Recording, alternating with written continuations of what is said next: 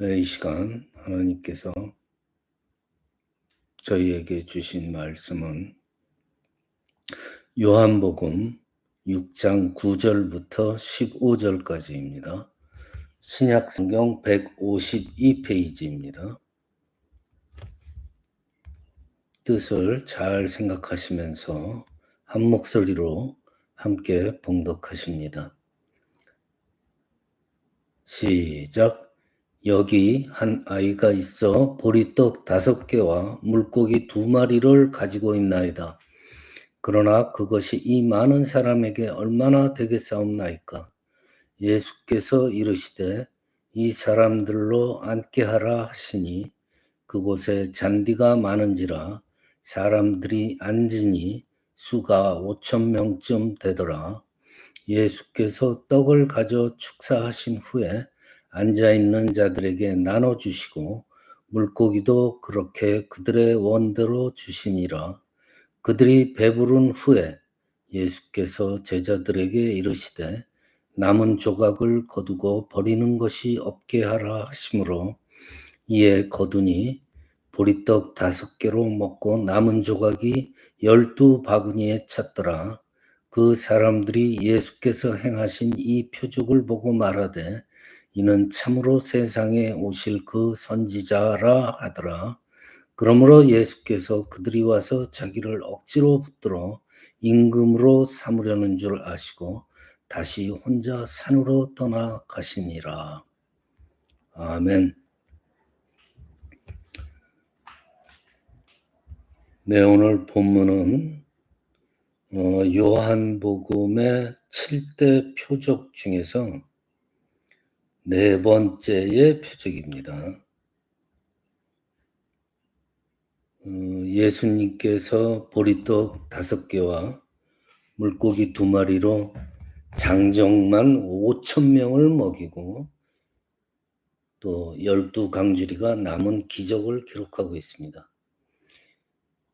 오늘 이 본문의 표적에서는요, 우리가 특별히 예수님께서 단순한 떡이 아닌 생명의 떡이라는 사실을 집중적으로 교훈하려고 하신다 하는 점을 중요하게 생각해야 돼요.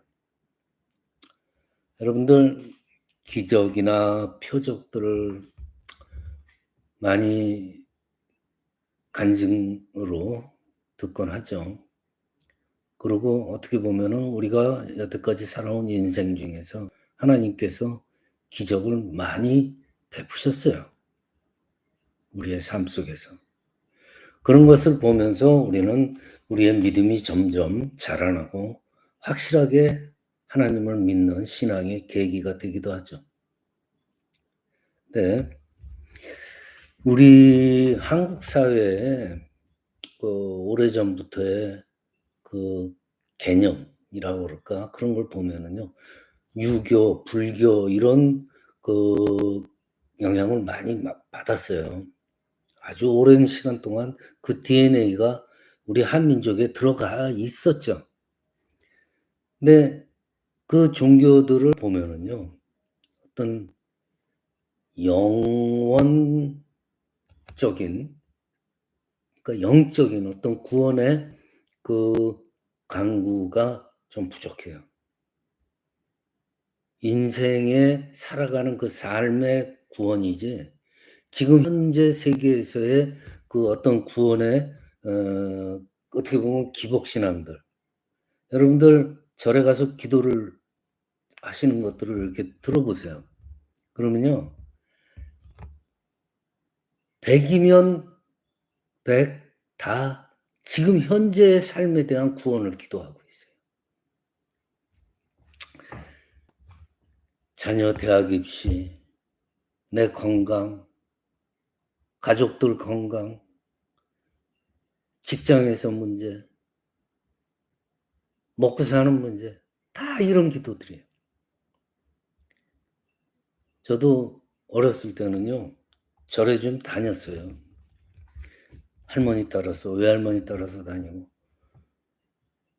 여러 군데 절을 다니면서 이모들이 절을 올리면서 드리는 그 기도 내용들, 그런 것들을 다 들으면서 지금도 기억이 나요. 다들 지금 현재의 구원을 기도하는 것들 뿐이에요.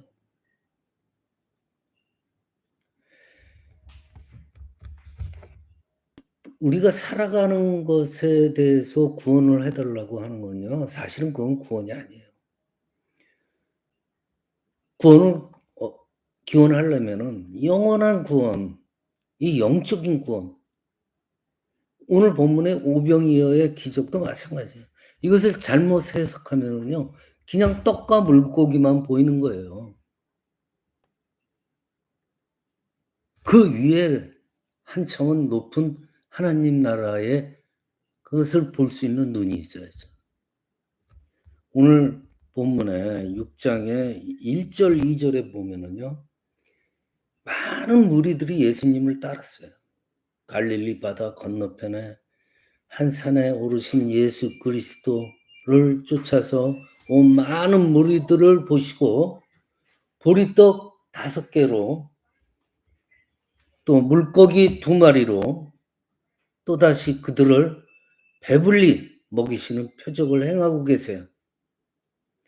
이 표적은요, 마태복음 14장에 나오죠. 마가복음 4장에 나오죠. 누가복음에서는 2번이나 나와요. 4장과 5장. 예수님께서 행하신 수많은 표적들 중에서도 이 부활 사건과 또 같이 오늘의 이 표적, 이것은 사복음서 모두에 나오는 유일한 그 예수님의 표적이에요. 그래서 어떻게 보면 예수 그리스도의 생애에 있어서 그 정점을 이루는 그러한 표적입니다. 불가능한 가능. impossible possibility. 즉 안 되는 것을 가능하게 하는 그런 기적이에요. 부활과 오늘의 오병이어의 기적을 나타내시면서 예수님은 하나님이라는, 이 땅에 오신 하나님이라는 그 신적 권능을 다시 한번 확실하게 우리들한테 드러내신 거예요.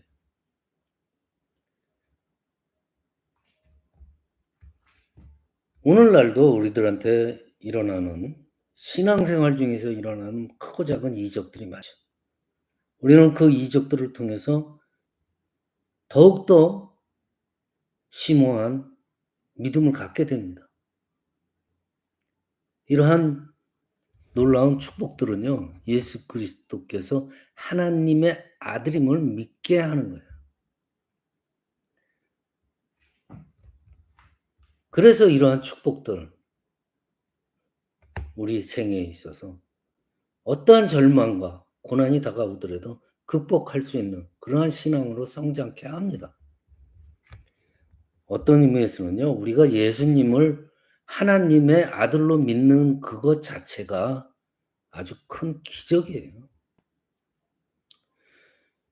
여러분들 요한복음 6장 오늘 14절에 보면은 그 사람들이 예수의 행하신 이 표적을 보고 말하되 이는 참으로 세상에 오실 그 선지자라 하더라 그랬어요.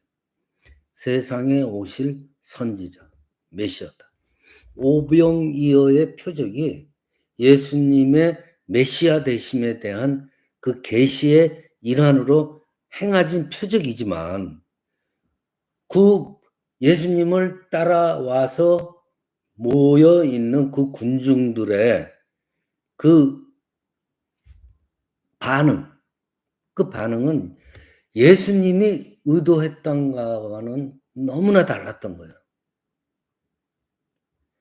그 무리들은요, 오병이어의 표적을 갖다가 뭘로 거의 비슷하게 보냐면은 출애굽기의 16장에 보면은 만나가 내려오죠. 광야에 내린 만나의 재현으로 여기는 거예요. 그래서 이 능력의 시행자인 예수님을 자신들의 왕으로 세우려고 그런 거예요. 그 당시 상황은요. 이 이스라엘 민족은 로마의 학정에 시달리죠. 수탈로 시달리죠. 그래서 아주 경제적인 정치적인 빈궁에 처해 있어요. 그리고 특히나 종교적인 자기 자신들만의 그 독특한 종교, 그 신앙의 정체성마저 흔들리고 있는 거예요. 그렇기 때문에 이스라엘 백성들은 이러한 총체적인 난국에서 자신들을 구원해 줄 정치적인 메시아가 절대적으로 필요했던 거예요. 정치적인 메시아. 이때 베푸신 예수님의 오병이어 표적은 이스라엘 백성들의 그러한 메시아에 대한 갈망, 그러한 기대감에 딱 부합이 된 거예요. 메시아구나. 야, 우리를 구원해 주실 메시아다. 유대인들은 그 피지배인으로서의 삶을 살아가면서도 언젠가는 메시아가 나타나서 이스라엘을 회복시키는 그런 희망을 잃지 않고 있었어요. 자, 오늘 본문에서 예수님께서 마지막에 등을 돌리고 그 무리들을 빠져나갑니다. 뭐냐?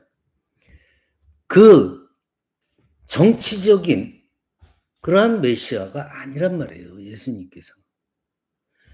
이스라엘의 국권 회복자로 오신 분이 아니라는 거예요. 예수님께서는요. 빵의 문제, 정치 문제를 해결하기 위해서 온 게 아니에요. 근데 이스라엘 백성들은 마치 그 수가성 여인이 물 깃는 수고로움을 덮기 위해서 예수님께 생수를 요청했듯이 떡을 요구하고 있는 거예요. 지금 현재의 상황에서 어려움을 이겨내게 해달라고 그런 요구를 하고 있는 거예요. 요한복음 6장 오늘 15절에 보면은 그러므로 예수께서 저희가 와서 자기를 억지로 잡아 임금 삼으려는 줄을 아시고 다시 혼자 산으로 떠나가시니라. 저들이 나를 임금으로 삼으려고 하는 것을 알고 예수님께서는 피했던 거예요. 떠날 수밖에 없는 거죠. 왜냐? 예수님의 의도와는 전혀 다른 반응이 나오니까. 자, 오늘 이 오병이어의 이적 사건은요. 예수님의 공생의 사역에 있어서 하나의 큰 분수령이 돼요. 어떤 기점이 되는 거예요. 왜냐? 이스라엘 민족이 예수님에 대한 정치적인 그 메시아적 기대를 예수님께서 등을 돌리고 떠나심으로 해서 거부한 거예요. 왕으로 추대하려고 그러는데 그걸 거부한 거예요. 그 사건 이후부터 본격적인 배척과 핍박을 당하게 됩니다. 그들이 예수님을 핍박했던 이유가 뭐냐? 단 한 가지예요. 메시아이기를 거부했기 때문이에요. 즉 메시아가 아니다는 거죠. 너 메시아도 아니면서 메시아인 척했네.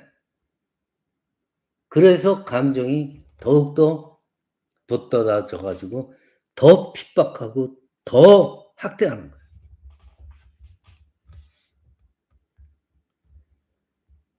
만약에 오늘 우리가 예수 그리스도를 우리 삶의 구원자로만, 인생의 구원자로만 인식하고 따르면서 그를 믿게 된다면요.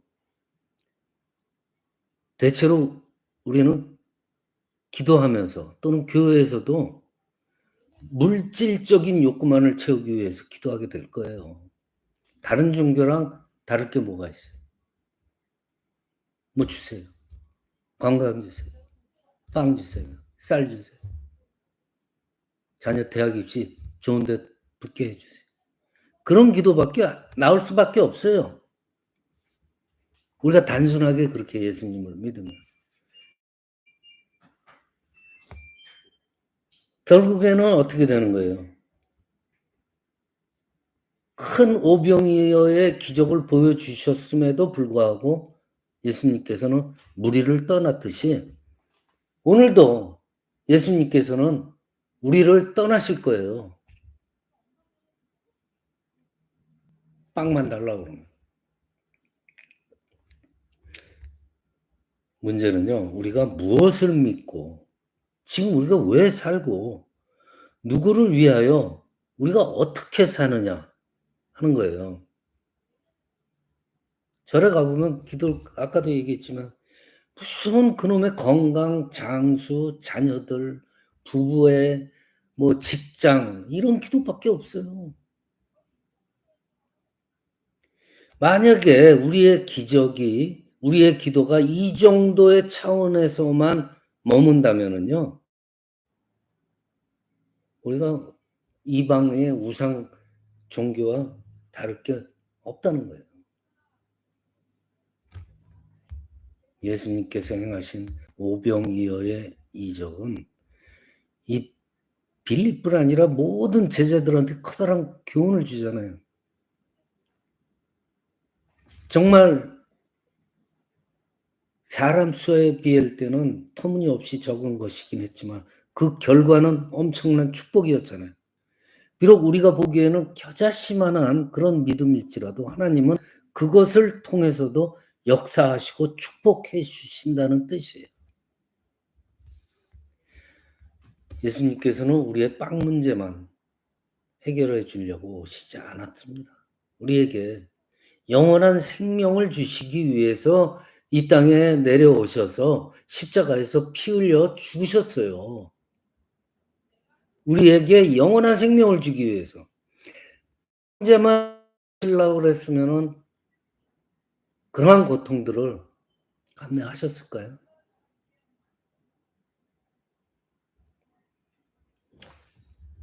이 사건은요, 당시의 역사적인 사건임에도 불구하고 장차 정말 있었던 사건이잖아요. 그렇지만은 그 사건 자체에 덧붙여서 장차 도래할 하나님의 나라를 바라보게 하는 그러한 영적 안목을 가지게 하는 거예요. 이 영광스러운 나라, 하나님의 나라, 단순히 눈에 보이는 떡과 물고기가 아니라 그 위에 그 행하신 예수님의 의도, 하나님 나라의 눈을 가질 수 있는 그러한 우리로 인도하시기 위해서 오신 거예요. 그런 기적을 베푸신 거예요. 말씀 마칩니다. 오병이어의 기적을 일으키신 예수님은 우리의 좀 더 한 차원 더 높은 차원의 구원을 하시려고 내려오신 분이에요. 그리고 이러한 이적들을 표적들을 보이신 이유는 전능하신 하나님의 아들이라는 것을 신적인 권능을 드러내신 거란 말이에요. 우리는 그것을 보고 믿을 뿐이에요. 하나님의 아들이심을 굳건히 믿는 저와 여러분이 되시기를 이 시간 축원합니다.